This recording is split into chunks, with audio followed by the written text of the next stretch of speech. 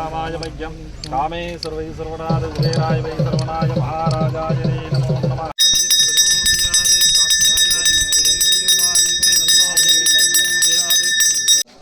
எந்த பக்கம் வைக்கணும்னா அங்கிட்டு இருந்தா சாமி எந்த பக்கம் இங்கிட்டு தானே வரணும் சார் ரைட் எடுங்க பரவாயில்ல பின்னாடி வாங்க நிற்கிறேன் நீங்கள்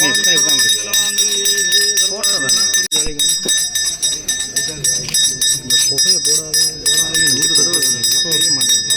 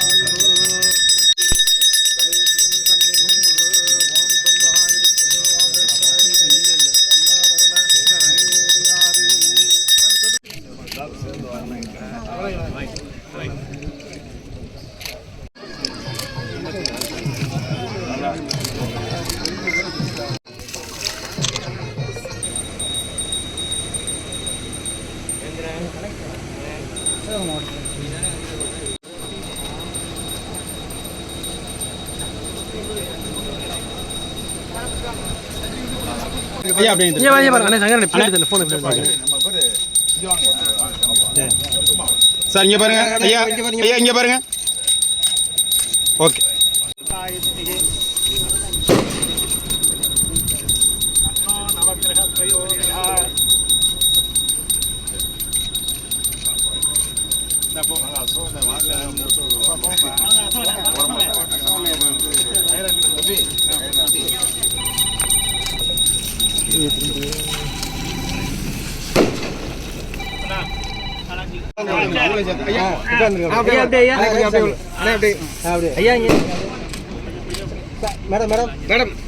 சாமி நல்லா சரிங்க அவரே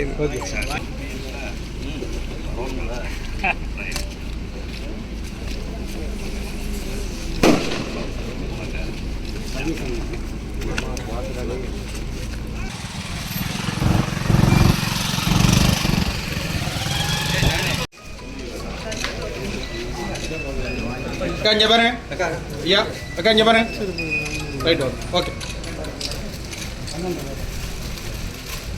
இங்கே பாருங்க இங்கே பாருங்க ஓகே நம்ம வீடு வேணும் தெரியும் ஐயா அப்படியே கல்லல் ரயில்வே ஸ்டேஷன் பக்கத்தில் மிகவும் தேவையான ஒரு பேருந்து நிறுத்தமானது இன்றைக்கு ஓப்பன் பண்ணியிருக்காங்க. அது மட்டும் இல்லாமல் SCPR திட்டத்தின் கீழ் 10 கோடி 70 லட்சம் மதிப்பீட்டிலான ஒரு பாலமும் இன்றைக்கு அடிக்கல் நாட்டப்பட்டு அந்த வேலைகளும் கூடிய சீக்கிரத்தில் ஆரம்பிக்க இருக்கிறது. இது போன்ற பல்வேறு திட்டங்கள் தமிழ்நாடு அரசால் ஊரக வளர்ச்சித்துறை மூலமாக செயல்படுத்தி வந்துட்டுருக்கோம். ஒவ்வொரு கிராமத்திலையும் மக்களுக்கு என்னென்ன அடிப்படை வசதிகள் தேவை அப்படின்றத கண்டறிஞ்சு வரக்கூடிய நிதி ஆண்டுகளில் அந்த தேவைகள் பல்வேறு திட்டங்கள் மூலமாக பூர்த்தி செய்யறதுக்குள்ள நடவடிக்கைகளும் மாவட்ட நிர்வாகம் மூலமாக செஞ்சிட்ருக்கோம். அடிப்படை வசதிகளை ஏற்படுத்தி கொடுக்கறது மட்டும் இல்லாமல் தனி நபருக்கு என்னென்ன தேவைகள் இருக்குன்னு தெரிஞ்சு அதுக்கும் பட்டா வழங்குறது, வீடு கட்டுறதுக்கு எல்லாமே உதவி செய்கிற மாதிரி உள்ள திட்டங்களும் தமிழ்நாடு அரசால் பகுதிகளில் மக்களுக்கு என்னென்ன அடிப்படை வசதிகள் தேவையோ, ஒரு நல்ல வாழ்க்கைக்காக அவங்களுக்கு என்ன தேவையோ அதுக்குள்ள அனைத்து ஏற்பாடுகளும் படிப்படியாக செஞ்சு கொண்டு வந்துட்டே இருக்கோம். சிவகங்கை மாவட்டத்திலேயும் பல்வேறு பகுதிகளில் தேவைகளுக்கு ஏற்றவாறு அந்த தேவைகள் பூர்த்தி செஞ்சு வந்துட்டே இருக்கோம். ஊராட்சி மன்ற தலைவர்கள் மற்றும் மக்கள் பிரதிநிதிகள் கூட அரசு அலுவலர்கள் கலந்துரையாடி அதுக்குள்ள கருத்துரைகள் பெற்று அந்த வேலைகளும் செஞ்சு கொடுத்துட்டே வந்துட்டு இருக்கோம். நம்ம ஊராட்சியிலையும் பல்வேறு வேலைகளானது நடைபெற்றிருக்கு. இன்னும் தேவைகள் கண்டிப்பாக ஊர்லேயும் இருக்கும். ஏன்னா ஒவ்வொரு ஊர்லேயும் மக்கள் தொகை கூடும்போது அதிகமாக வீடுகள் வரும்போது அங்கே சாலை வசதிகள், தெரு விளக்குகள், தன்றி போன்ற எல்லா வசதிகளுமே வந்து தேவை. ஸோ அதுவும் நீங்கள் எப்போ அதை கண்டறிஞ்சு அதுக்குள்ள நடவடிக்கைகள் மேலும் எடுக்கப்படும் அப்படின்றதையும் இந்த நல்ல நேரத்தில் உங்களை தெரிவித்து, ஊரக வளர்ச்சித்துறை மூலமாக மட்டும் இல்லாமல் பல்வேறு துறை, ஏன்னா காலையில் ஃபர்ஸ்ட் நிகழ்ச்சி வந்து போலீஸ் ஹவுசிங் கார்பரேஷன் மூலமாக ஃபயர் ஸ்டேஷன் உங்கள் தொகுதியில் முதலமைச்சர் திட்டத்தின் கீழ் மாண்புமிகு அமைச்சர் அவர்கள் பரிந்துரையின் கீழ் திருப்பத்தூரில் வந்து ஃபயர் ஸ்டேஷன் பில்டிங் 2,17,00,000 மதிப்பீடில் கட்டப்பட இருக்கிறது. அதுக்கு அடிக்கல் நாட்டின பிறகு தான் அடுத்த பாலத்துக்காக வந்தோம். ஸோ இது மாதிரி ஒவ்வொரு துறை மூலமாக பணிகள் வந்து மேற்கொள்ளப்பட்டு அனைத்து பகுதிகள்.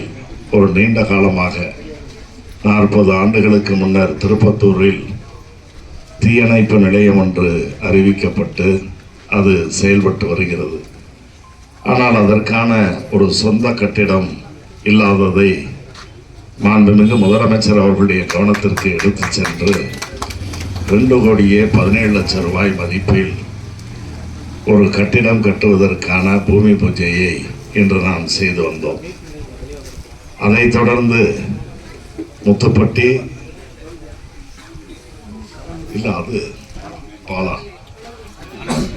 முத்துப்பட்டி பனங்குடி சாலையில் சருகணி ஆற்றின் குறுக்கில்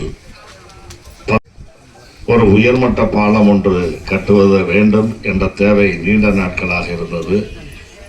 அதையும் இந்த மாண்புமிகு முதலமைச்சர் அண்ணன் தளபதி அவர்களுடைய இந்த நல்ல அரசில் கேட்டு பெற்று ஒப்பந்த புள்ளிகள் கோரப்பட்டு இன்று அந்த பணிகளும் துவக்கி வைக்கப்பட்டு 3வது நிகழ்ச்சியாக நம்முடைய ஒன்றிய கவுன்சிலர் ரேவதி நெடுஞ்செழியன் அவர்களுடைய மேம்பாட்டு நிதியிலிருந்து மிக ஒரு முக்கியமான கேந்திரமான பகுதியான அந்த ரயில் நிலையத்தை ஒட்டி ஒரு நிழல் குடையை அமைத்து அதையும் திறந்து வைத்து உங்களிடத்திலே உரையாற்றுகின்ற நல்ல வாய்ப்பினை பெற்றமைக்காக நான் மற்றற்ற மகிழ்ச்சி அடைகிறேன்.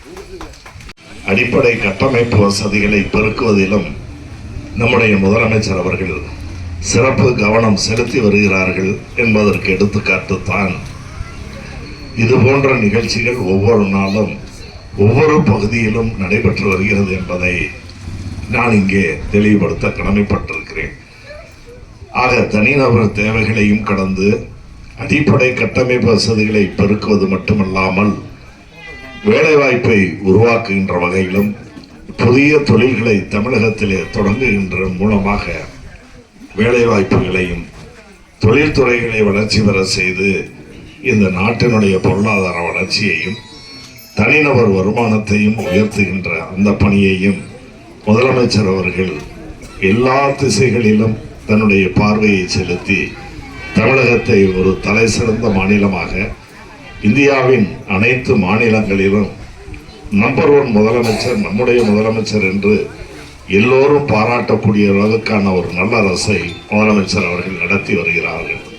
இந்த அடிப்படையிலே தான் கடந்த ஒரு 10 தினங்களுக்கு முன்னர் டெல்லியிலே நடைபெற்ற ஒரு நிகழ்ச்சியில் இந்தியாவில் இருக்கக்கூடிய அனைத்து கூட்டுறவுத்துறையினுடைய அமைச்சர்கள் எல்லாம் கலந்து கொள்ளுகின்ற அந்த நிகழ்ச்சியில் நம்முடைய தமிழக அரசின் கூட்டுறவுத்துறையின் செயல்பாடுகளுக்கு 5 தேசிய அளவிலான விருதுகள் வழங்கப்பட்டது என்பதையும் நான் இங்கே பெருமையோடு சுட்டிக்காட்ட கடமைப்பட்டிருக்கிறேன்.